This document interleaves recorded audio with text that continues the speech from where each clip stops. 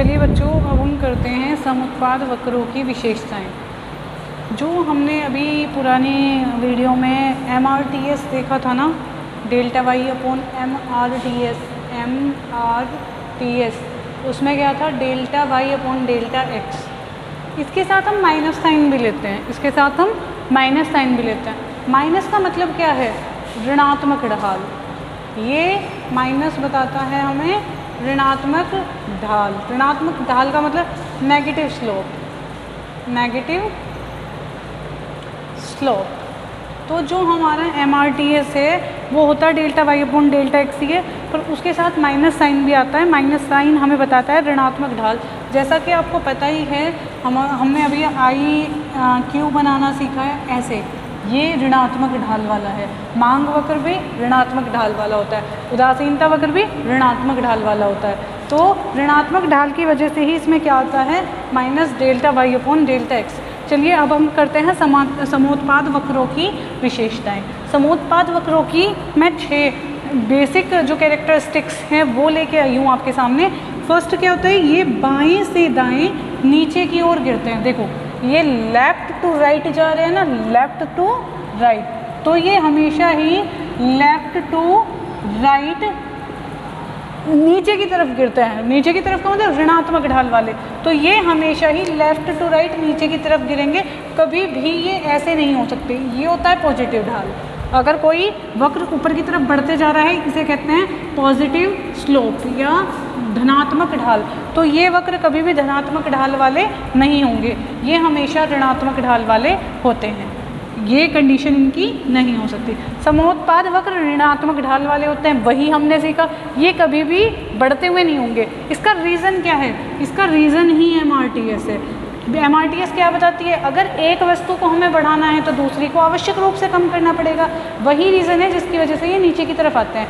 यहाँ धनात्मक स्लोप का मतलब है, अगर ये बढ़ा रहे हैं तो ये भी बढ़ा रहे हैं, ये बढ़ा है तो ये भी बढ़ा है, मतलब दोनों साधन एक साथ बढ़ाना। लेकिन इनमें क्या, अगर एक साधन बढ़ाया जाएगा तो दूसरा साधन कम करना पड़ेगा, अगर हमें समान उत्पादन चाहिए तो थर्ड क्या होता है, ये मूल बिंदु। मूल बिंदु किसे कहते हैं, ये होती है ओरिजिन, मूल बिंदु।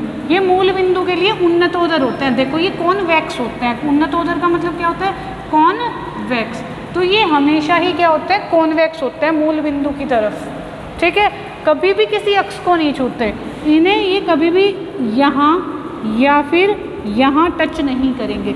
ना ये एक्स अक्ष को छुएंगे, ना ये वाई अक्ष को छुएंगे। जैसे ही ये एक्स अक्ष को छुएंगे तो वाई 0 हो गया।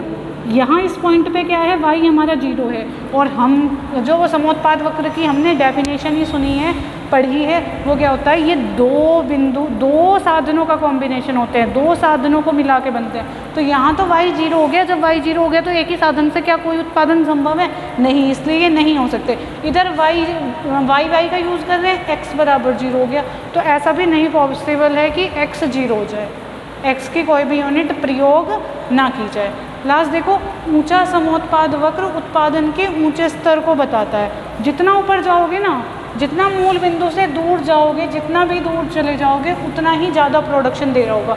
तो अच्छा है हम मूल बिंदु से ज़्यादा ऊपर की तरफ प्रोडक्शन करें। जितना हम मूल बिंदु से ऊपर जाते हैं उतना ही प्रोडक्शन भी बढ़ता जाता है। ये 6 हमारी कैरेक्टरिस्टिक्स थी।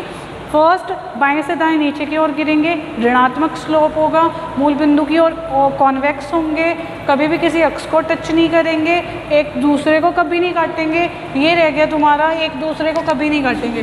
देखो ये एक समोत्पाद वक्र है, ये एक दूसरा समोत्पाद वक्र। अगर मैं ऐसे बना दूँ, यहाँ ये ज़्यादा दिखा रहा है प्रोडक्शन, यहाँ ये कम दिखा रहा है, यहाँ ये कम दिखा रहा है, यहाँ ये ज़्यादा, जबकि समोत्पाद वक्र का मतलब इक्वल प्रोडक्शन है। तो ऐसा कैसे हो सकता है कि एक कंडीशन में वो कम प्रोडक्शन दिखा रहा है और दूसरी कंडीशन में ज़्यादा प्रोडक्शन दिखा रहा है, तो दैट इज़ नॉट पॉसिबल। तो ये भी पॉसिबल नहीं है, ये नहीं हो सकता। सिर्फ यही कैरेक्टरिस्टिक्स इनकी रहेंगी।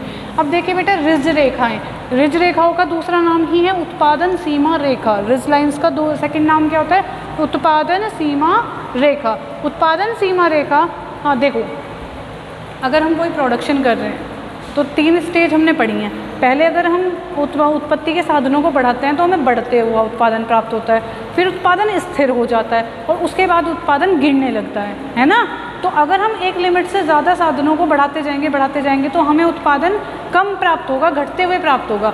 तो ये रिज लाइंस उत्पादन की आर्थिक सीमाएं भी कहलाएंगी। ये वो आर्थिक क्षेत्र बताती हैं जहाँ पर उत्पादन बढ़ता हुआ प्राप्त होता है या जो किसी उपभोक्ता के लिए फ़ायदेमंद है, जहाँ पर उत्पादन करना किसी भी उत्पादक के लिए फ़ायदेमंद है। ठीक है, तो समोत्पाद वक्र मूल बिंदु के सापेक्ष जहाँ तक उत्तल होंगे, उत्तल का मतलब कॉन्वेक्स, उत्तल का मतलब क्या होता है कॉन्वेक्स, तो जहाँ तक भी हमारे जो ये हमारे समोत्पाद वक्र हैं किसी बिंदु मूल बिंदु की तरफ जहाँ तक भी उत्तल होंगे वहाँ तक उत्पादन करना लाभदायक है। अर्थात वह क्षेत्र जहाँ पर आइसोक्वांट्स उत्तल होते हैं रिज रेखाओं का क्षेत्र कहलाता है। देखो ये IQ1, IQ2, IQ3 है, आइसोक्वांट 1, आइसोक्वांट 2, आइसोक्वांट 3। देखो ये वाला जो बीच का हिस्सा है ना, ये उत्तल है, ये भी उत्तल है, ये भी उत्तल है। जहाँ जहाँ तक उत्तल है वहाँ हमने मूल बिंदु से 2 लाइन बना दी। ये ऊपरी रिज रेखा है, ये निचली रिज रेखा है। 2 तरह की रिज रेखाएं होंगी, एक ऊपरी रिज रेखा, एक निचली रिज रेखा। ऊपरी रिज रेखा हमारी OR जो है वो अपर रिज लाइन है, वो क्या है, अपर रिज लाइन, और जो OS है वो है लोअर रिज लाइन। ठीक है, अब देखो इनके बीच का ही एरिया प्रोडक्शन के लिए होता है। अगर ये जो पॉइंट है ना, ये जो पॉइंट है ABCDEF, मैंने ये पॉइंट दे दी। ABC जो पॉइंट है वहाँ पर क्या हो रहा है, वाई साधन की सीमांत उत्पादकता 0 हो जा रही है। वाई साधन की सीमांत उत्पादकता 0 हो जा रही है, मतलब अगर वाई साधन की हम एक अतिरिक्त इकाई भी इन पॉइंट के बाद यूज़ करते हैं तो उससे कुल उत्पादकता पर कोई प्रभाव नहीं पड़ता। ऐसे ही DEF जो पॉइंट है उनके बाद X साधन की उत्पादकता, जो सीमांत उत्पादकता है वो 0 हो जा रही है। मतलब इन पॉइंट के बाद अगर हम X का एक अधिक इकाई प्रयोग करते हैं, एक अधिक इकाई प्रयोग करते हैं तो उससे कुल उत्पादकता में कोई वृद्धि नहीं होती। इसीलिए इसे इकोनॉमिक जोन या आर्थिक क्षेत्र कहते हैं, जो कि किसी भी उत्पादक के लिए बहुत आवश्यक होता है। इन रिज लाइन्स के बाहर कोई भी उत्पादक जाके प्रोडक्शन नहीं करेगा, वो हमेशा इन्हीं रिज लाइन के अंदर रहेगा। तो रिज लाइन क्या है, ये सीमाएं निर्धारित कर रही हैं। किसकी सीमाएं निर्धारित कर रही हैं, उत्पादन की सीमाएं दिखाती हैं, जिसके अंदर प्रोडक्शन करना ही किसी भी उत्पादक के लिए लाभदायक होता है। अगर इस क्षेत्र से बाहर जाकर हम उत्पादन करते हैं तो वो हानिकारक हो जाता है। Okay, thank you so much. अभी एक और जो समलागत रेखा जो होती है वो मैं एक और बताऊंगी आपको नेक्स्ट वीडियो में, उसके बाद ये टॉपिक कंप्लीट हो जाएगा।